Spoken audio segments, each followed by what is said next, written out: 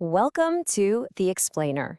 Today, we're diving into a really simple but honestly a powerful idea for what might be the most important part of our lives, our family. Just think about your week for a second.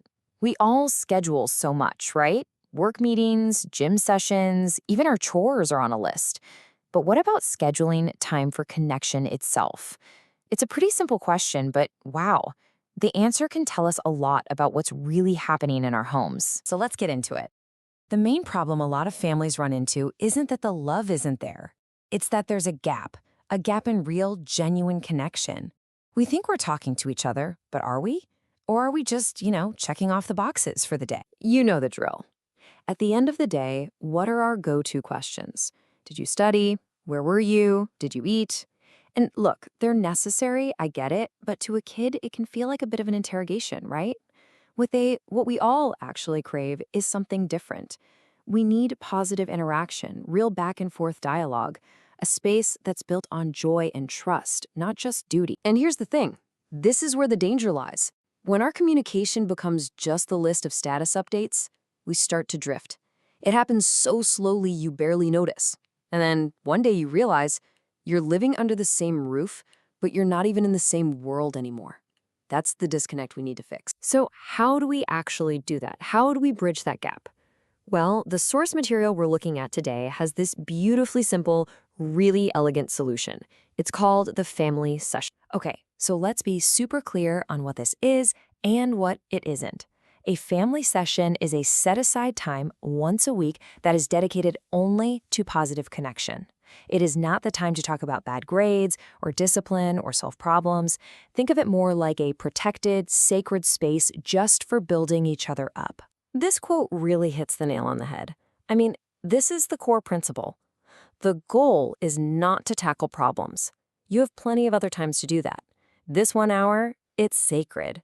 It's like making a deposit in your family's emotional bank account, filling it up with laughter, good memories, and trust. All right, so you're probably thinking, okay, that sounds nice, but what on earth do we actually do for a whole hour? Well, lucky for us, the source gives us a fantastic, easy-to-follow blueprint built on 6 main pillars. Now, the best way to think about this is like a menu at a restaurant. It's got all these great options, right? You don't have to order everything every single week. You get to mix and match from these different areas. It keeps the sessions feeling fresh, and you can tailor it perfectly to what your family needs that week. So 3 of these pillars are really foundational. You've got sharing stories that touch on values like kindness or respect. You have creating that safe space for real discussion. But the source really emphasizes fun and play. It calls it the cornerstone. Why? Because laughter is the glue that holds all of this together. So if you're ever stuck and don't know where to start, just start with a game. Seriously. The other elements are all about doing things as a team. This is your chance to shine a spotlight on everyone's talents. Maybe one kid is a budding comedian who can tell jokes, and another is a great artist. Give them the stage. Or you could work on a small project together. Build something. You're building a craft, sure, but you're also building your relationships. Okay, so we've got the blueprint. Now for the practical side.